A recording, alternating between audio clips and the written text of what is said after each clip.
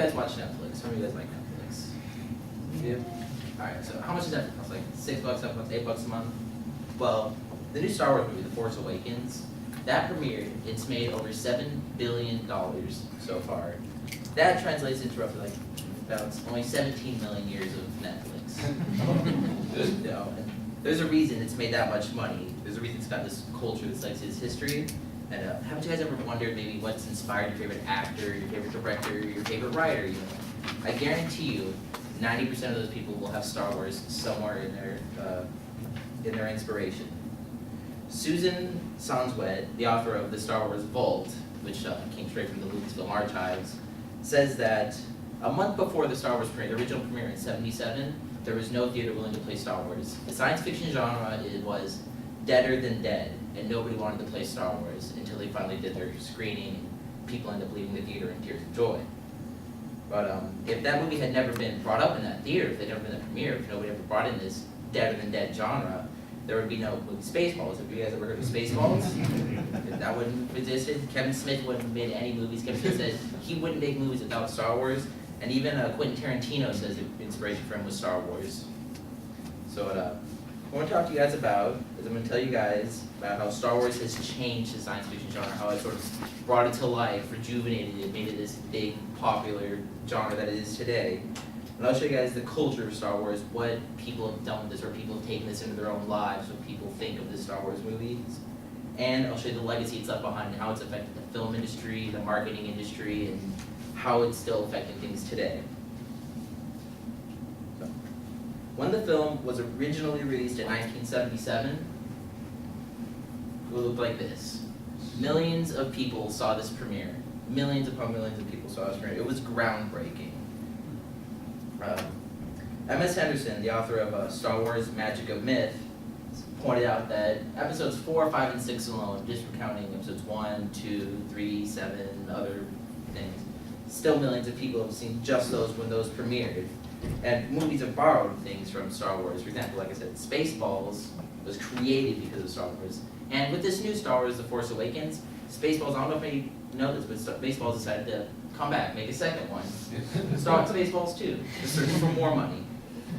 That's just an example of how Star Wars, like in the past, it affected this, it inspired this. Today, still inspiring new things. And it brought science fiction as a genre, not just to movies, but it helped science fiction like as a whole. For example, like with MMORPGs, video games, it helped inspire things like Star Wars Galaxy, Star Wars Knights of the Old Republic.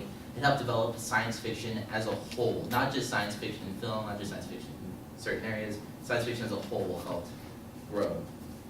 And Paul Kramer, the author of New Hollywood, from Bonnie and Clyde to Star Wars, it's the title of the book, he's quoted as saying, whereas 2001's A Space Odyssey had once been the benchmark for sci-fi films, now it's the warmth and humanity of Star Wars. What he's showing this is before science fiction films were shown to like display this technology, this cool, what the future could be, what the future will be. What Star Wars brought a new twist. George Lucas decided to bring an emotion, adventure to this, get people invested in their movie. He wanted people to leave the movie feeling happy about themselves for seeing this. And that's why people went to go see this movie, to see, to like, have the emotion. And not only the genre changed, but like it also spawned this giant culture, this massive media culture that has just grown and grown into something absolutely crazy today. For example, since I've said it's reaching millions of people, I like to break things, I apologize. But for some people, Star Wars is a way of life. Star Wars isn't just a hobby, it's not just a culture, it's a way of life. People eat, breathe, live Star Wars. I know people that get up, they eat their Star Wars cereal, they get the Star Wars table, their Star Wars bowls, things they've had since they were a kid. And Elise Ezra, the author of Transitional Cinema, she stated that lengthy feelings of inheritance are what make people feel connected to movies. 3 examples of this I can think of is you people have all heard of Star Wars, Lord of the Rings, Harry Potter.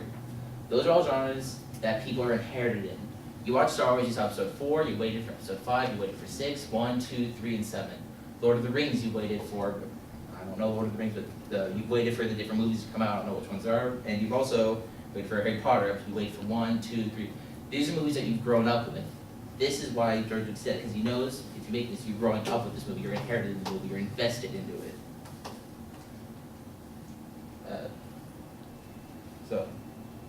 We have another point to that is Star Wars actually took a little break between episode 6 and episode 1, where there wasn't really anything, about a 15-year gap there, and just in the middle of that, Lucas decided he wanted to do a re-release for some of the toys, the kind of brand toys, with the power of the Force, just to get people re-interested into the movie, because he didn't want people to lose that sense of inheritance. He didn't want people to lose the sense of like belonging to this movie.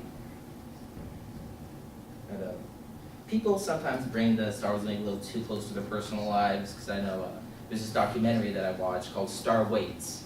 And it was about people who waited in line for 6 weeks for episode 1. They waited on the street, slept on the street for 6 weeks. There were 7 people who waited over 400 hours in that line. And one guy alone waited 497 hours for the premiere of Star Wars Episode 1. And other people, like I said, they eat, live, breathe Star Wars. This right here, Obi-Wan Ranch, has over 300,000 different collectibles for Star Wars. People input hours upon hours of time and just hundreds of dollars into this for themselves because they feel so connected to this. And not only has it generated this massive culture, this crazy culture, but there's also a legacy behind this too that's left behind. And The Force Awakens sort of helps show that that legacy is still alive. When The Force Awakens premiered, it broke record after record after record quickly. It became the biggest, according to BoxOfficeMojo.com, it is still the #1 box office hit. It became the box office hit over the weekend, and it's won many other awards, including the Writers' Winning Awards, Screenplay Awards, Musical Award with John Williams. And because of this legacy that's still going on, they've already got movies planned out. They've already got plans for Rogue One this year, Episode 8 next year, Rogue 2 the year after that, Episode 9, and then a Boba Fett spinoff at some point. So they know that this legacy that they've got going on, it's not over yet. They know that they can continue to work off of this to continue to make more money. And the marketing alone, this Star Wars has changed the marketing genre alone quite a bit. Before, maybe the movie would come out and there would be toys for the movie. But what Star Wars had to do, Star Wars had to make the movie, and then they would specifically make the toys. They focused on the toys. You can get toys from Salacious B. Crumb, the little rat, to the little mouse droid, C-3PO, Gamorrean Guard. You can get any toy for anyone. They went all out with their marketing. They started that. And they've also started this technique of marketing where they release waves of toys.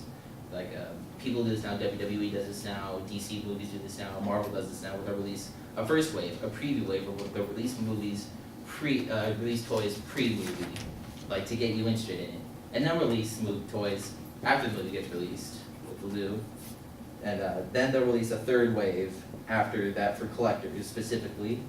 Right here they have 2 different ones. They'll make different brands. They'll have Black Series, they'll have Base Series, just for collectors to get you interested in their, just to get you to buy their stuff, and.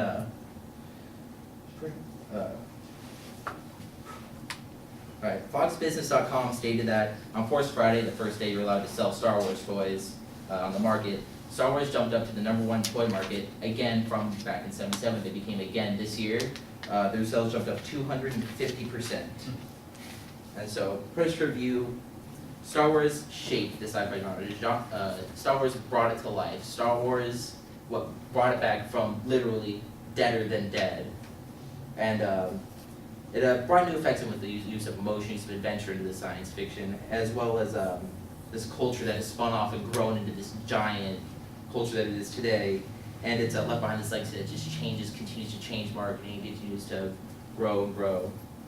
And I hope you all sort of understand now why this is influencing one of your favorite writers, directors, screenplayers, and since I haven't done a presentation on Star Wars before, I've never got to say it's cliche, but may the Force be with you guys.